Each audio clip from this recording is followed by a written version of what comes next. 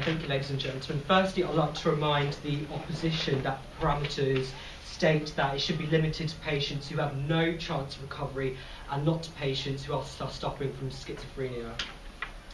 First of all, I'd like to offer some rebuttal to the leader of the opposition. Ridley said that that we should be giving patients who have no chance of hope, that we should be giving them this sense of that they have potential and that they have hope for the future. Stephen Hawking is an odd exception. He's an absolute tiny minority of people who do have the potential to succeed in the future and who are in fact succeeding now. He is a tiny minority, and we can't expect that the whole of people who do have terminal illnesses to succeed in the future and have this potential. Also, I'd like to move on to Ridley's point that she said that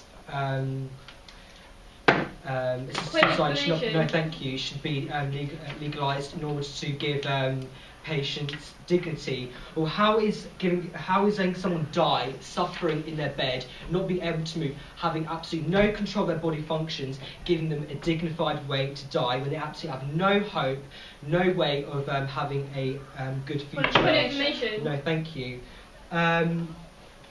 I would also like to move to Simran's point that she thinks that doctors are not able to emotionally empathise with their patients and make the correct judgment. The opposition thinks that doctors are only concerned about statistics, they're only concerned about numbers, and they're only concerned about the moral medical aspects of things. Doctors are trained professionals who are trained to empathise and deal with patients in a moral way, and are trained to deal with their families in order to consider their emotions and not just the medical aspects of the patient. The Deputy Leader of the Opposition also said there is a lack of time.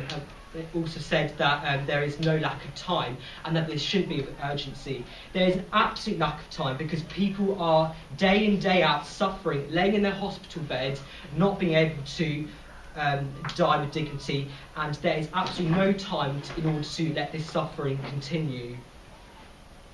I'd also like to move on to the also very important point of the financial aspect.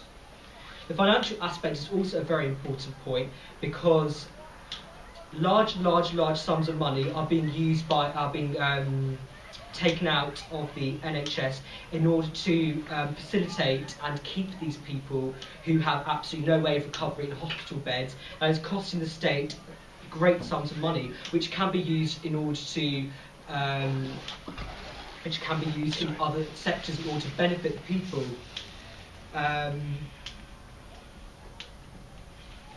These people who are sat in their beds and are not able to have any chance of recovery are not of value to society, and why should the state have to pay? No, thank you. Why should the state have to pay for these people if they have absolutely no hope of recovery and they want to die with dignity? Point of information. Also, no, thank you. I'd like to lead on to the point that it's not just the state that are paying for people who are terminally ill to stay in hospitals. It's also the families of these people that are having to pay for care and having to pay for them to be cared for. No, thank you. So why should their families have to pay these large sums of money in order to care for their loved ones, in order to care for their friends and family, if they have no chance of recovery and just want to die with dignity? I would like to wrap things up. I've given you my moral argument, I've given you the financial argument, and I've also given you the ethical argument in relation to my rebuttal. Thank you very much.